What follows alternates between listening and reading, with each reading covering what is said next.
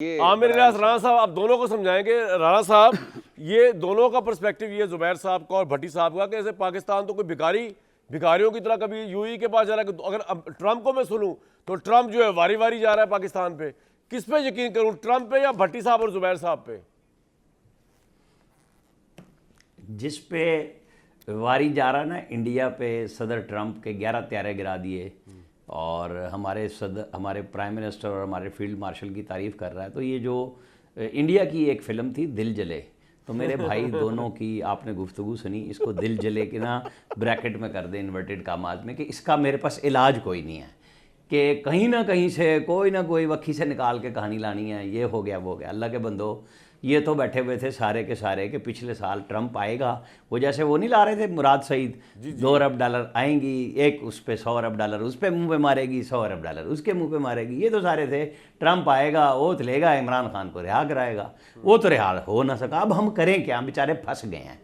वो अल्लाह के बंदो, पाकिस्तान की इज्जत हो रही है। वो इज्जत थी जब सऊदी किंग के त्यारे में बैठ के उनको गालियां दे रहे थे और त्यारा उतार दिया था। वो इज्जत थी जब ईरान जाके कहते थे हम दहशतगर्दी में इन्वॉल्व हैं। वो इज्जत थी कि हम वर्ल्ड कप जीत के आ गए हैं कश्मीर पे, बजाय 5 अगस्त 2019 को जवाब देने के कहते थे क्या मैं जंग कर लूँ। तो जंग करने वालों ने करी ना, और दुनिया मान गई कि पाकिस्तान में कितनी सलाहियत है। अल्लाह के बंदो, कुछ खुश हों, बाकी वो चीज़ें हैं। हमारे यहाँ इन्वेस्टमेंट लो है, कुछ है, हमारी कीमतों में इस्तेकाम है, रुका हुआ है, हमें टाइम लगेगा। यहाँ पे जो छोड़े हुए सारे के सारे इसी काम के लिए कि हर चीज़ में महंगाई डालनी है, तो क्या करेंगे आप? आप गुफ्तगू कर ही नहीं सकते। हर चीज में वो काम ढूंढना है, इनको ये रास्ता ही नहीं मिल रहा। चले चले चले जिधर चले। जुबैर साहब, दूध में वो ना डाला करे जो लफ्ज आमिर भाई ने यूज किया है। और क्यों जेलस हो रहे हैं यार? अल्लाह ने जिसको इज्जत दी, अब शहबाज शरीफ को इज्जत दे रहा है अल्लाह। अब शहबाज शरीफ भी नहीं सोच सकते थे अल्लाह इतनी इज्जत दे देगा, चाहे हमारी फौज को इज्जत मिल रही है, लेकिन ही इज द बेनिफिशियरी। तो आप क्यों जल रहे हैं यार भाई, क्या हो गया? देखिए, आमिर ने किसी बात का जवाब नहीं दिया जो बात मैंने भट्टी साहब ने रेज़ की थी। हम बात कर रहे हैं पाकिस्तान के 25 करोड़ अवाम की, आप 2 शख्सियत की बात कर रहे हैं, और ये बड़ी अच्छी बात है। ये मुझे इससे कोई एतराज़ नहीं होता कि पाकिस्तान का जो लीडर है उसको दुनिया का सबसे बड़ा लीडर उसको इतनी लिफ्ट कराए, इसमें तो ये अच्छी बात है। But it unless it gets translated, और ट्रांसलेट नहीं हो रहा।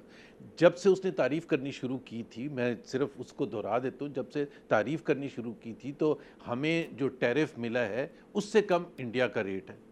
तो मैं उसकी तारीफ़, इंडिया के जो वो उन्होंने मजाक भी उड़ाते हैं बहुत ज़्यादा, मोदी का भी और इंडिया का भी मजाक उड़ाते हैं। ज़ाहिर है जब 6-0 7-0 8-0 कहते हैं तो इंडिया का मजाक उड़ाते हैं, लेकिन जो असल चीज़ होती है हकीकत, जिस तरह क्लिंटन ने कहा था ना, इट्स द इकोनॉमी स्टूपिड।